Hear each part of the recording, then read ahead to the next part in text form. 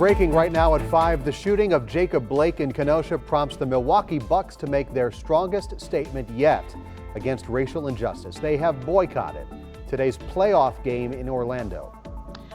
Reinforcements are headed to Kenosha. The White House approves up to 2,000 National Guard members from other states to help restore order. And suspect arrested. Police take an Illinois teen into custody in the shooting deaths of 2 people during last night's protests in Kenosha.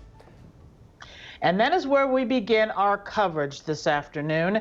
We know that a lot of people know that the shooter this afternoon was identified as 17-year-old Kyle Rittenhouse. The Kenosha County Sheriff describes him as part of a group of vigilantes. Ben Jordan joining us live from Kenosha with the latest on this investigation. Ben?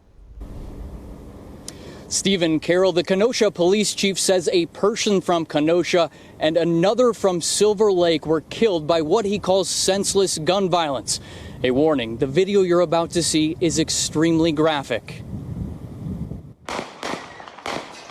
Jalen Goodlow was working security at a hospital lot at 63rd and Sheridan shortly before midnight when he says gunfire erupted across the street in this car lot. It was all captured on video by Twitter user Lives Matter Show. I'm thinking, am I going to get hit? I'm just running for my life and stuff. Goodlow says he took cover in fear for his life. A moment later, shooting continued on the street in front of him. Cell phone video and posted by BG on the scene to Twitter shows protesters take an armed man to the ground, but he gets up with a rifle and shoots 2 people.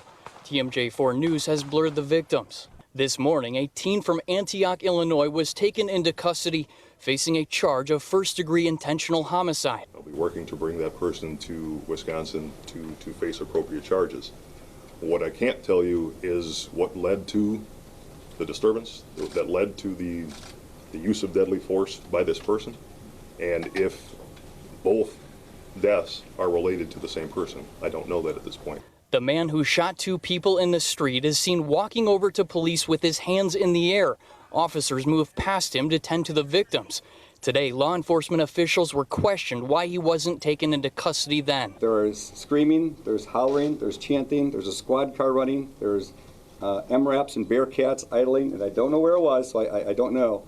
And if the officer happened to be in the car, the radio traffic was non-stop. Sheriff BETH believes the suspect was with a group of people who claim to have come to Kenosha to protect businesses and homes from looting and fires. Across this nation, there have been armed civilians who have come out to exercise their constitutional right and to potentially protect property.